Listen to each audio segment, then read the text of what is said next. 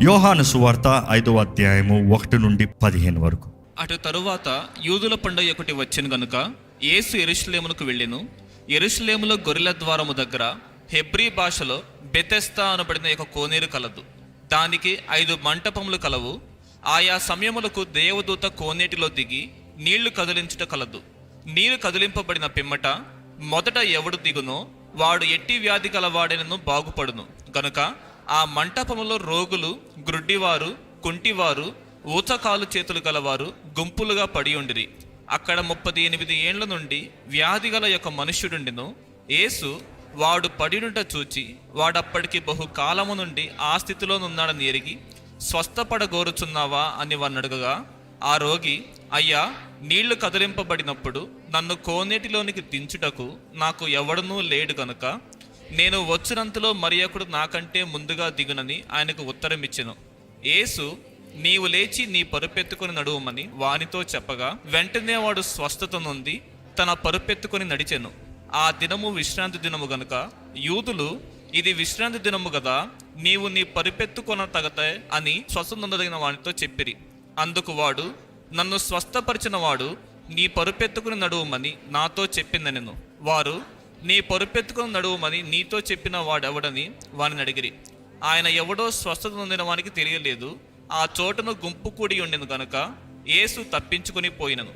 అటు తరువాత యేసు దేవాలయంలో వాని చూచి, ఇదిగో స్వస్థత నొందితివి, మరి ఎక్కువ కీడు నీకు కలుక్కున్నట్లు ఇకను పాపము చేయకుమని చెప్పగా, వాడు వెళ్ళి తన్ను స్వస్థపరిచిన వాడు యేసు అని యూదులకు తెలియజెప్పెను. మన ఇక్కడ ఒక కోనేరుని చూస్తున్నా. ఆ కోనేటి పేరేంటో చెప్తారా? బెతెస్దా కోనేరు. దేవుని వాక్యం చూస్తానండి, అది ఒక పలానా పండగ టైంలో దేవుని దూత వచ్చి ఆ నీటిని కదిలించి వెళ్ళిపోతాడంట. ఆ నీరు కదిలించినప్పుడు ఎవరైతే మొదటగా అందులోకి దిగుతారో వారికి ఎటువంటి వ్యాధి అయినా కూడా స్వస్థత కలుగుతుందంట. వారు ఎటువంటి అనారోగ్యమైన స్వస్థత అంట. అక్కడ అనేక మంది మరణ పడక మీద ఉన్నవారు ఉంటారు. ఇంకా వారికి ఉన్న ఒకే గతి, ఇందులో పడితే నేను స్వస్థపడతా అనుకుని చూడండి. అంతమంది ఉంటారు ఒక ప్రాంతంలో. ఎంతమంది అనారోగ్యస్తులు ఉంటారు? ఒక ప్రాంతం మాత్రమే కాదు, అక్కడ అద్భుతాలు, స్వస్థతలు జరిగే స్థలం అనేటప్పుడు ఎన్ని ప్రాంతాల నుండి వస్తారు? అందరూ వచ్చి అక్కడ ఎదురు చూస్తున్నారంట. ఈ నీరు కదిలించబడుతుందా? ఈ నీరు కదిలించబడితే నేను దూకుతాను. ఆ రీతిగా అక్కడ వెయిట్ చేస్తూ ఉన్నారంట. ఎంతోమంది వెయిట్ చేస్తున్నారు. చచ్చేవాళ్ళు చచ్చిపోతున్నారు. ఎవరికి వారు స్థలాన్ని పోట్లాడుకుంటారు. ఎందుకంటే ఎవరు ముందు దూకుతారో అంటే నేను ముందు ఉండాలి. ఈ రీతిగా కిటకిట అని ఉంటారు. అటువంటి ప్రాంతంలో యేసుప్రభు అక్కడ అడుగుపెట్టాడంట. యేసుప్రభు అడుగుపెట్టినప్పుడు అక్కడ తిన్నగా ఒకే వ్యక్తి దగ్గరికి వెళ్ళినట్టుగా కనబడుతుంది. ఆయన దగ్గరికి వెళ్ళి ఆయన దగ్గర అడుగుతున్నాడు ప్రశ్న. యేసుప్రభు అడుగుతున్నాడు, చూడండి. వాడు పడినుంట చూచి వాడప్పటికి బహుకాలము నుండి ఆ స్థితిలో నున్నాడని ఎరిగి, స్వస్థపడగోరుచున్నావా అని వాడిని అడగగా, స్వస్థపడగోరుచున్నావా అని వాడిని అడగగా, ఆ రోగి, అయ్యా, నీళ్లు కదిలింపబడినప్పుడు. ఆగండి, యేసుప్రభు ఏమడుగుతున్నాడు? స్వస్థపడగోరుచున్నావా? ఆ ప్రశ్న అడగాల్సిన అవసరం ఏంటి? అక్కడ ఎవరైనా పడి ఉన్నారంటే వారికి స్వస్థత కావాలి, అంతే కదా. స్వస్థత అక్కర్లేని మొదటిగా కరుణ స్థలంకి వస్తారా? అక్కడికి వచ్చారంటేనే వారికి స్వస్థత కావాలి. ఆ స్వస్థత ఆ స్థలంలో పొందుతున్న విశ్వాసంతో వచ్చి ఉంటారు. యేసుప్రభు వచ్చి ఆ వ్యక్తికి, నీకు స్వస్థత కావాలని అడుగుతాం ఏంటి అంటే, అక్కడ కేవలం స్వస్థత మాత్రం కాదు, అక్కడ దానికి మించింది ఏదో ఉంది. దానికి మించింది ఏదో ఉంది. కట్ స్ట్రైట్ చెప్పమంటే విశ్వాసం కావాలి. స్వస్థపడాలంటే విశ్వాసం కావాలి. నువ్వు సరైన చోటకు వచ్చేవమ్మా, కానీ విశ్వాసం లేకపోతే నువ్వు స్వస్థపడలేవు.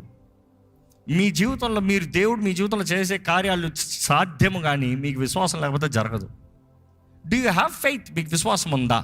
ఈరోజు చాలామంది విశ్వాసం లేకుండా దేవుని బిడ్డలు అంటారు, విశ్వాసం లేకుండా క్రైస్తవులు అంటారు. విశ్వాసం లేనిది క్రైస్తవులను పిలుచుకోకండి. ఎందుకంటే క్రీస్తు నామానికి అంచెదినాల్లో ఎంత అవమానం కలుగుతుందండి, అవమానం కలుగుతుంది. You have no faith and you say my religion is Christian. No, stop calling yourself Christian. క్రీస్తుని వెంబడించే వారిని క్రైస్తవులను పిలుస్తాం ప్రారంభించారు. క్రైస్తవులు అంటే వారు విశ్వాసులు. They believe in something. వారు ఏదో ఒకటి నమ్మేవారు. మీరు ఏం నమ్ముతున్నారు? ఇక్కడ యేసుప్రభు ఆయన అడిగేది స్వస్థపడగోరుచున్నావా అన్న మాటకి ఆయన జవాబు, ప్రభువా నేను స్వస్థపడగోరుచున్నాను అందుకనే ఇక్కడ ఉన్నాను అని చెప్పచ్చు. కానీ ఈరోజు చాలామంది ఇచ్చే జవాబే ఈ వ్యక్తి కూడా ఇస్తున్నాడండి. ఈ జవాబు కానీ మీ జీవితంలో ఉందంటే, మొదటగా అంటే జవాబు అంటే ఆయన ఆన్సర్కి ఎసెన్స్ చెప్తున్నా. రీజన్ 1, కారణము 1 ఏంటి? ఆయన ఇచ్చే జవాబులు చూస్తే స్వస్థపడగోరుచున్నావు అంటే అవును స్వస్థపడగోరుచున్నాను అని చెప్పచ్చు. కానీ ఆయన ఏమంటున్నాడంటే మొదటగా సాకులు చెప్తున్నాడు. ఇప్పుడు ఆయన ఇచ్చిన జవాబు ఏంటో చదవండి. ఆ రోగి అయ్యా నీళ్లు కదిలింపబడినప్పుడు నన్ను కోనేటిలోకి దించుటకు నాకు ఎవడునూ లేడు గనుక నేను వచ్చినంతలో మరి ఒకడు నాకంటే ముందుగా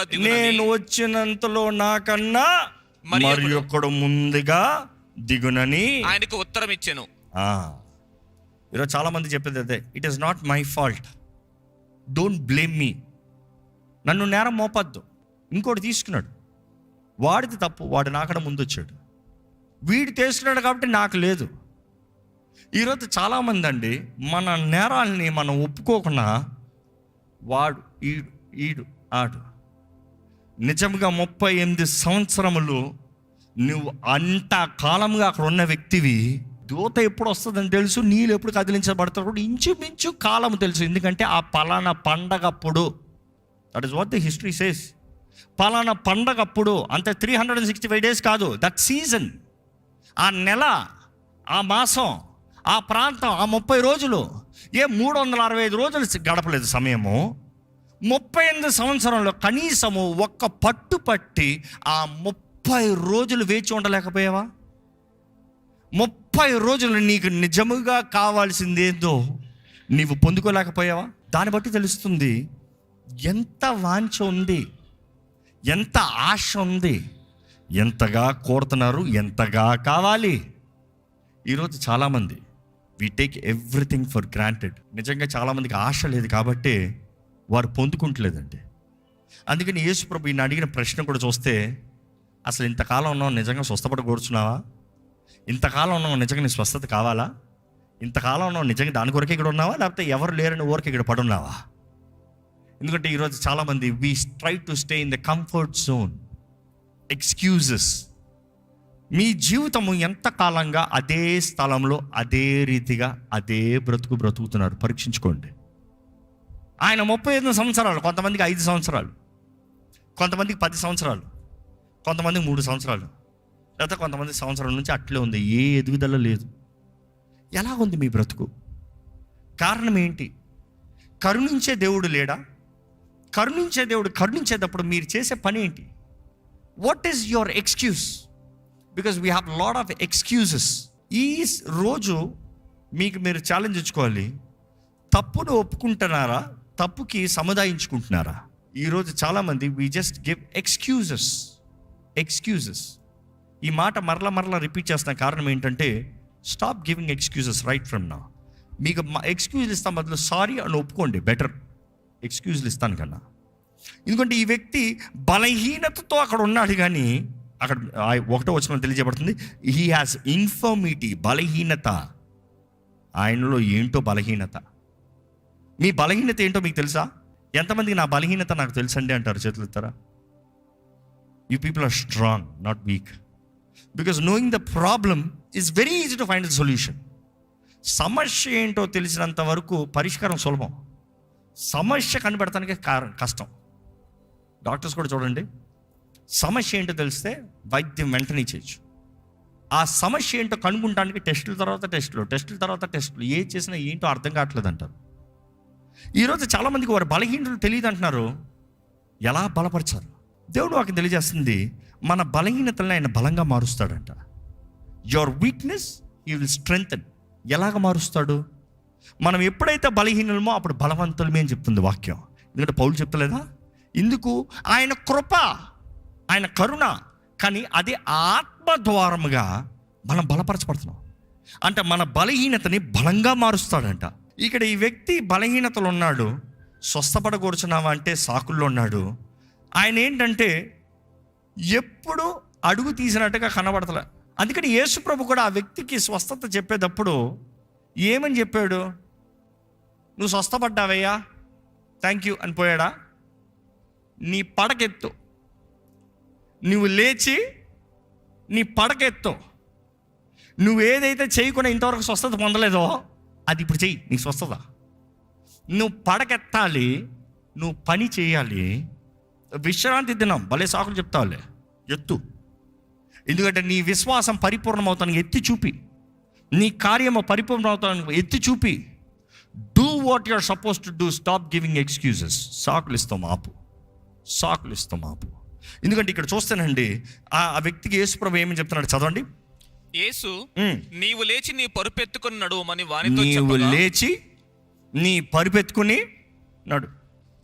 డూ యాక్షన్, పని ఉండాలి, క్రియ ఉండాలి, సాకులు చెప్పద్దు. పని క్రియ లేకుండా కేవలం సాకులు వ్యర్థము. పని క్రియ లేకుండా ప్రయత్నము చేయకుండా సాకులు చెప్తాం వ్యర్థము. మిమ్మల్ని అడుగుతూ వస్తున్నాం కదా, ఎంతకాలంగా మీ జీవితం స్టక్ అయి ఉంది? ఎంతకాలంగా మీ జీవితం ముందుకు సాగుతలేదు? ఎంతకాలంగా you are in just the same location? నా జీవితం ఇలాగే ఒకే స్థలంలో ఇరుక్కుడు ఉందన్నవారు దేవుడు మిమ్మల్ని అడుగుతున్నాడు, ఏం ప్రయత్నం చేసావు? ఏం ప్రయత్నం చేసావు? What have you tried? ఒక తలుపు కొట్టావు, తెరవలేదు. ఇంకో తలుపు కొట్టావా? నీ ముందు తలుపులు ఉన్నాయి, తట్టు. తడితే తెరవబడుతుందని దేవుడు నాకు తెలియజేస్తుంది. తట్టు. What have you knocked? Knock, the door shall be open. Knock. విశ్వాసం కావాలి తడతానికి, విశ్వాసం కావాలండి తడతానికి. అది దేవుని కొరకు మాత్రమే కాదు, లోకంలో కూడా. మీ పక్కింటి వాడు తలుపు కొడతాం కూడా విశ్వాసం కావాలి. నీకు సహాయం కావాలంటే తలుపు కొడతా ఇస్తాడా సహాయం అని తెలుసుకుని కొడతావు. యేసు ప్రభు మంచి ఉపమానం చెప్పుకుంటూ చెప్తాడు కదా, ఏమని? తన స్నేహితుడు తన పక్కింటి వాడు తలుపు వెళ్ళి కొడతాడంట అర్ధరాత్రి. తలుపు కొడతామంటే ఆ పడుకుని ఉన్న స్నేహితుడు అంటాడు, నా పిల్లలు నా భార్య పడుకున్నాడు, నా కుటుంబం పడుకుని ఉంది, డిస్టర్బ్ చేయొద్దు అంటాడు. డిస్టర్బ్ చేయొద్దు అంటే వెళ్ళిపోయాడు ఆ స్నేహితుడు. లేదు, ఇంకా తలుపు కొడతానంట. ఎందుకు? నువ్వు లగాలి, నేను అడిగింది ఇవ్వాలి, నువ్వు ఇస్తావని నాకు తెలుసు, నాకు కావాలి. తడతాడంట. ఆయన మరలా అడుగుతాము బట్టి, మరలా తడతాం బట్టి, అయ్యా బాబు నీకేం కావాలో అంతా తీసుకుని పో అంటున్నాడు. ఈరోజు మనం చాలామంది విశ్వాసంతో క్రియ లేదండి. దేవా నువ్వు చేసుకో, నువ్వు చూసుకో, నేను కరుణతోనే ఉన్నా, నేను రక్షించబడ్డాను, నేను నీ బ్రతుకుతున్నాను. No, maybe you are at the right place, but are you right? ఎందుకంటే ఈయన కరుణ పొందే స్థలంలో ఉన్నాడు, కానీ ఆయనకు స్వస్థత లేదు. ఆయన ఎందుకు వచ్చాడో అది కలుగుతలేదు. ఈ వ్యక్తి తన ఏ ఒక్క పని చేయనట్టుగా కనబడుతుంది. అందుకనే మనం చూస్తున్నాము, యేసు ప్రభు నీవు లేచి నీ పడకెత్తుకుని నడుచుకుని పో. నాకెవ్వరూ లేరు, నాకు ఏమీ లేదు, నాకెవ్వరూ చేయలేదు, నాకెవ్వరూ చెప్పలేదు, నాకెవ్వరూ సహాయం చేయలేదు, నాకన్నా ముందుగానే ఎవరో తీసేసుకున్నారు. Stop blaming your life, your responsibility. Stop blaming. మా అమ్మ అవ్వలేదు, మా నాన్న అవ్వలేదు, మా అన్న అవ్వలేదు, మా తమ్ముడు అవ్వలేదు, మా అక్క చెల్లి అవ్వలేదు. Stop blaming. ఈరోజు చాలామంది వారి జీవితంలో చేయని దానికి ఎవరినో నేరం మోపుతున్నారు. నీవు చేయాల్సింది నీవు చేయాలి. ఇక్కడ దేవుడు అంటాడు, నీకు ఎవరు లేకపోతే నువ్వు లేచుకున్నాడు. ఎందుకంటే ఇంకా నీ బ్రతుకులో ముందుకెళ్ళాలంటే నువ్వు నడవాల్సిందే, నువ్వు ఎత్తాల్సిందే. విశ్వాసము. దేవుడు మాట ఇస్తున్నాడు అంతే. యేసుప్రభు అక్కడ చేయనిచ్చినట్టుగా కనబడతలే. యేసుప్రభు రెండయ్యా శిష్యులారా ఎత్తండి అయ్యా అని చెప్పలే. ఎందుకంటే యేసుప్రభు దగ్గర ఎప్పుడు ఆయన శిష్యులు ఉన్నారు, అవునా కదా? ఆయన పబ్లిక్ వెళ్ళిన ప్రతిసారి శిష్యులు ఉన్నారు. ఇన్ఫ్యాక్ట్ యేసుప్రభు వెళ్తున్నాడు అంటే అక్కడ ఎప్పుడు బందోబస్తు ఉంటుంది. అంటే ఏంటి? అందరూ ఆయన చుట్టుముడతారు, నాకు స్వస్థత, అయ్యా యేసు అందరికీ. అలాంటి యేసు ప్రభు నేరుగా ఈ వ్యక్తి దగ్గర పోతున్నాడు. ఈ వ్యక్తి పిలవలే, ఈ వ్యక్తి అడగలే, ఈ వ్యక్తి పరిగెత్తలే, ఈ వ్యక్తి కోరలే. ఆ వ్యక్తి దగ్గర అసలు నువ్వు ఇక్కడ ఉన్నావు, స్వస్థపడకూర్చున్నావు లేదా? ఎందుకంటే ఈరోజు చాలామంది జీవితంలో దేవుడు ఆకర్షిస్తేనే కానీ ఎవరు ఆయన దగ్గర రారంట. దేవుని ద్వారా ఆకర్షితులైన వారు, దేవుని సన్నిధిలోకి వచ్చిన వారు, దేవుని ప్రజలను పిలబడుతున్నారు, దేవుని బిడ్డలను పిలబడుతున్న వారు నిజముగా దేవుని కార్యం కొరకు ఎదురు చూస్తున్నారా? Or do you have just a bunch of excuses? ఈరోజు చాలామంది మన జీవితంలో ఆగిపోయిన బ్రతుకు. దేవుడు అంటున్నాడు, విశ్వాసంతో అడుగుతీ. నేను నీ కొరకు నిర్ణయించింది నువ్వు పొందుకోవాలంటే నీవు అడుగు తీయాలి. ఈ వాక్యం వింటున్న మీరు, మీ జీవితంలో సాకులు ఉన్నాయా? సాకులు చెప్పమానండి. ఉన్నది నిజం ఒప్పుకుంటే అవకాశం ఉంది సరిదిద్దుకుంటానికి. మన బలహీనత ఏంటో మనం తెలుసుకుంటే దేవుడు కృప చూపిస్తున్నాడు, కరుణను చూపిస్తున్నాడు మనం బయటికి పడటానికి. రెండోది, మీ జీవితంలో ఏంటి మీరు చేసిన పని? What is efforts? ఏంటి మీరు పెడుతున్న పని? ఏది మీరు చేయకుండా దేవుడు ఏది చేయడు. అందుకని దేవుడు ఏదైనా చేయాలని కూడా నువ్వు నీ పడకెత్తు, నువ్వు చేయాల్సింది చెయ్యి. నువ్వు చేయాల్సింది చేయకుండా నేను దేవుడిని అంత మాత్రం నేను ఎత్తేయచ్చు, నువ్వు గాల్లో లేపేయచ్చు. నో, కానీ నీవు లెగాలి. నీవు నా మాట విని లెగిస్తే అది నీ విశ్వాసం. నా మాట విని నీవు లెగిస్తే విశ్వాసం. నీ విశ్వాసంతో నువ్వు చేసే కార్యానికి నీకు ప్రతిఫలం కలుగుతుంది. మూడోదిగా, నీవు ఏం చూసావు గతంలో? ఏంటి నీకు కలిగిన అనుభూతి? ఏంటి నీ అనుభూతి? నీ అనుభూతి అంతా కేవలం ఇతరులకు చెప్తామేనా? ఇతరులకు బోధిస్తామేనా? ఇతరులు ఎలా ఉండాలని చెప్తామేనా? లేకపోతే ఎవరిలో ఏం తప్పు అని చెప్తామేనా? నీ అనుభూతి నీ లైఫ్లో ఏముంది?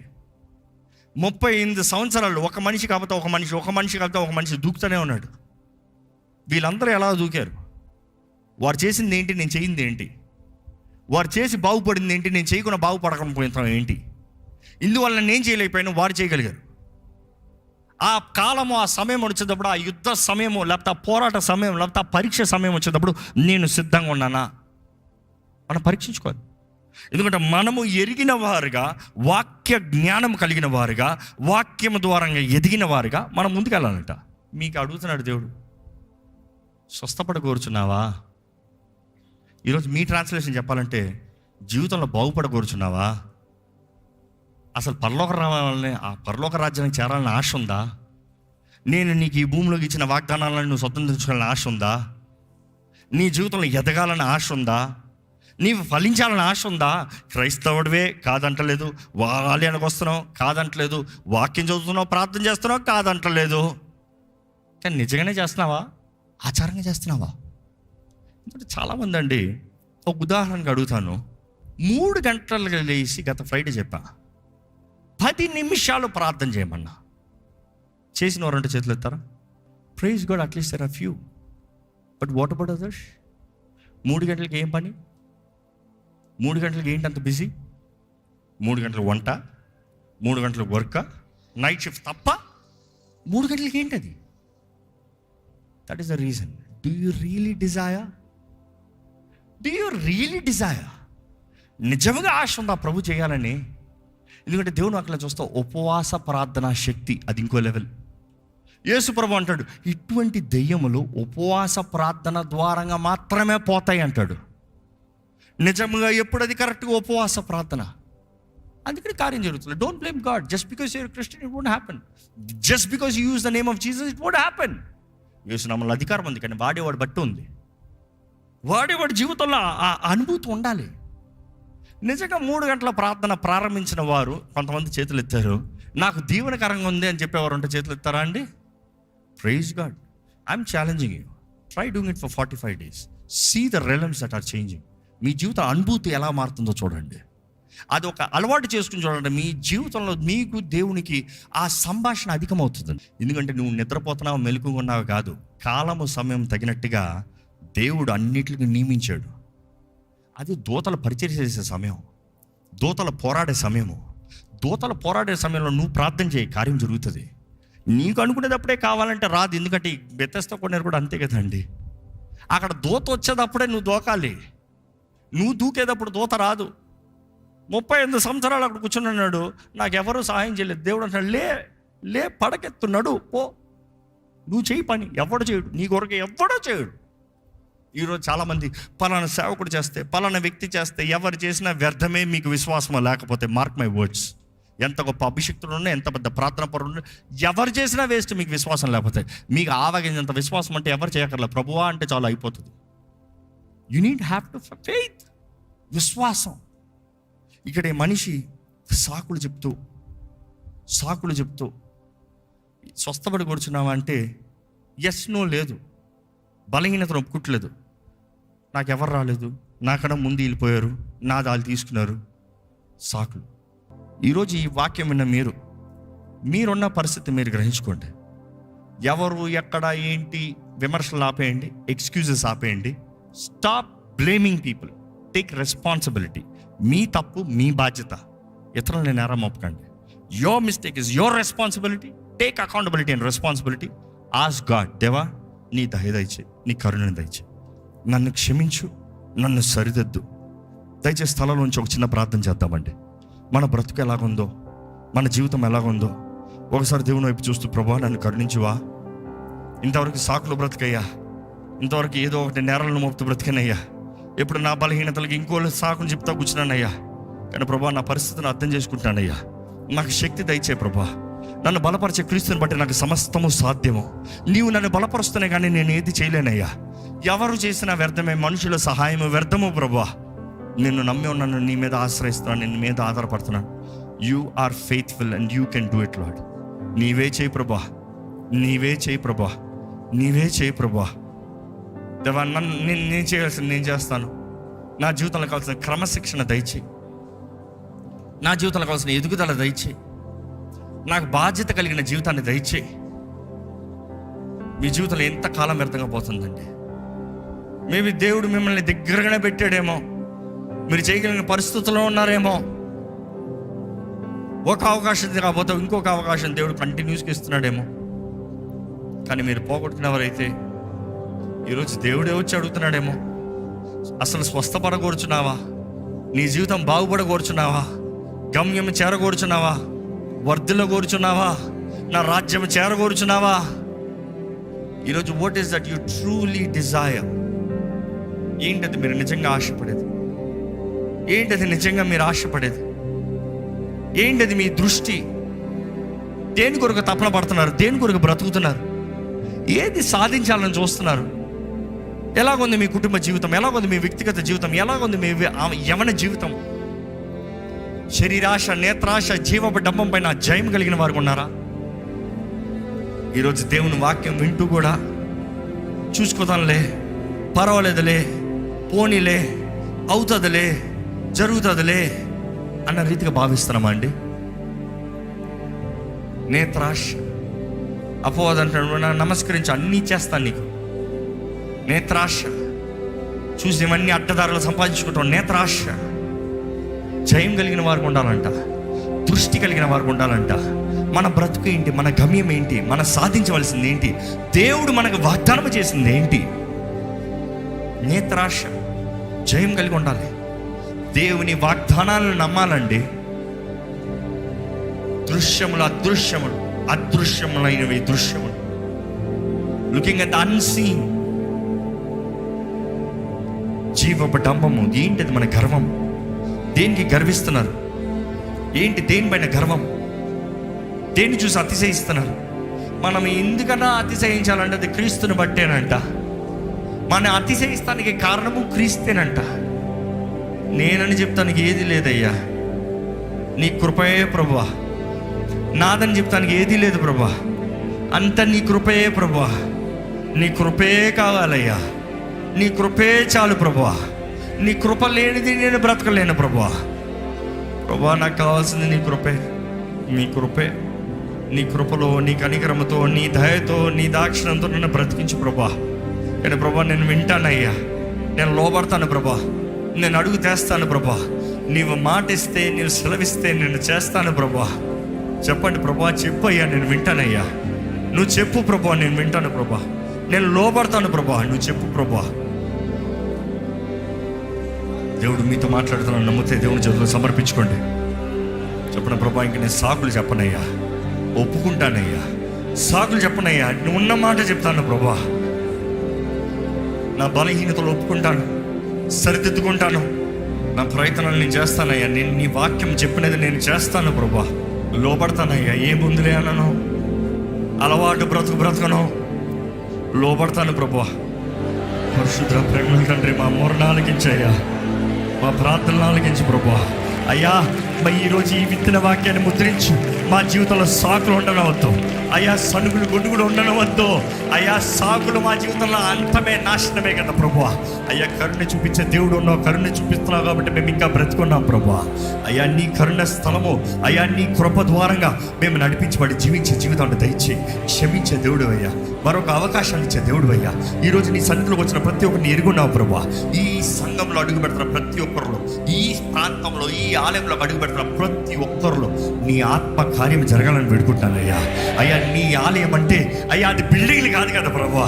It has nothing to do with buildings కదా అయ్యా. ఇశ్రాయేలు వాగ్దాన భూమి చేరేంత వరకు అయ్యా వారి జీవితం అంతట్లో వారి ఎడారిలో నడిచిపోయేటప్పుడు మందసాన్ని మోసుకుని పోయారు కదా ప్రభువా. కానీ నీవు వారి మధ్య ఉన్నావు కదయ్యా. పగట మేఘ స్తంభమై, రాత్రి అగ్ని స్తంభమై నీవు వారి మధ్య ఉన్నావయ్యా. నువ్వు ఇశ్రాయేల్ని కాపాడే దేవుడు, కునుకని నిద్రపోని దేవుడు ఉన్నావయ్యా. అయ్యా, మా జీవితంలో అటువంటి శూర కార్యాలు జరిగించు ప్రభువా. అయ్యా, నువ్వు ఆలయం విషయంలో, నువ్వు మాకు స్వచ్ఛ విషయంలో నీ చిత్తము ప్రభువా, అది నువ్వు చేసేది ప్రభువా. మా విశ్వాసం మేము ఆడతాం ప్రభువా, కానీ నువ్వు తలుపు తెరవనిది మేము ఎంత తట్టినా వ్యర్థమే కదా ప్రభువా. నీవు అన్నీ ఎరిగిన దేవుడు, నువ్వు తగిన సమయంలో అంచెలంచెలుగా క్రమక్రమంగా వర్ధలింపజేసే దేవుడు అయ్యా. ప్రభా, శత్రువుకి ఎటువంటి రీతిగా ఈ సేవ పైన, ఈ ఆలయము పైన, నీ బిడ్డల పైన అధికారం ఉండనవద్దు. మమ్మల్ని మరుగుపరిచే దేవుడు నీవే, వాడుకునే దేవుడు నీవే. నీ ఆత్మ మమ్మల్ని బలపరచాలయ్యా. అయ్యా, మా దేహంలో కావాల్సిన స్వస్థత దయచే, ప్రతి ఒక్కరు కావాల్సిన ఆరోగ్యం దయచే, అందరికి కావాల్సిన శక్తి దయచే. ఈరోజు నీ బిడ్డల్ని సన్నిధిలో వచ్చి ఏ విషయాలు అయితే ప్రార్థన చేశారో జవాబు దయచేయ్యా. Help us Lord to have faith. ఏదో తాత్కాలికంగా చూసి ఉద్రేకాలతో బ్రతికే బ్రతుకు మాకు వద్దు ప్రభా. నీ వాక్యానుసారంగా బ్రతికే మాకు బ్రతుకు దయచి. యోబు చెప్పిన రీతిగా నా విమోచకుడు సజీవుడు, నా కన్నులారా నేను చూస్తాను, నేను చచ్చినా కూడా పర్వాలేదు, సియోల్లో నన్ను కుళ్ళు పట్టనోడో. అటువంటి ధైర్యము మాకు దయచే ప్రభువా. ధైర్యంతో నీ కొరకు బ్రతుకుతే నీవే చెప్పావు కదా యేసయ్యా, శరీరాన్ని చంపేవాడు కొరకు బాధపడుతున్నా, భయపడుతున్నావయ్యా. ఆత్మని శరీరాన్ని తీసి అగ్నిగుండంలో పడిచేవాడు కొరకు భయపడమన్నావయ్యా. దేవా, మాకు భయం అంటే నువ్వు మాత్రమేనయ్యా. You are the true king, you are the only king, you are king of kings. నువ్వు గొప్ప రాజు అయ్యా, నీకు సాటి ఎవరు లేరు. నీ నామం పరిశుద్ధమైంది యెహోవా. Holy is your name. సైన్యములకు అధిపతి అయిన యెహోవా పరిశుద్ధుడు, పరిశుద్ధుడు, పరిశుద్ధుడు. సర్వలోకమైన మహిమతో నింపబడాలి. తప్ప మా జీవితం ద్వారా నీ మహిమ కనబరచబడాలి. ఈరోజు నీ ఆలయంలో అడుగుపెట్టిన ప్రతి ఒక్కరిని దీవించు. చేయబడిన ప్రార్థనలు ముద్రించబడ్డాయని నమ్ముతూ విశ్వాసంతో స్తుతి దిగుండా నిల్చునగా మా ముందున్న యుద్ధంలో ప్రతి విషయంలో మీరు సహాయం తెచ్చామని నజరేయుడైన యేసు నామములో అడిగి విడుచున్నాం తండ్రి. ఆమేన్.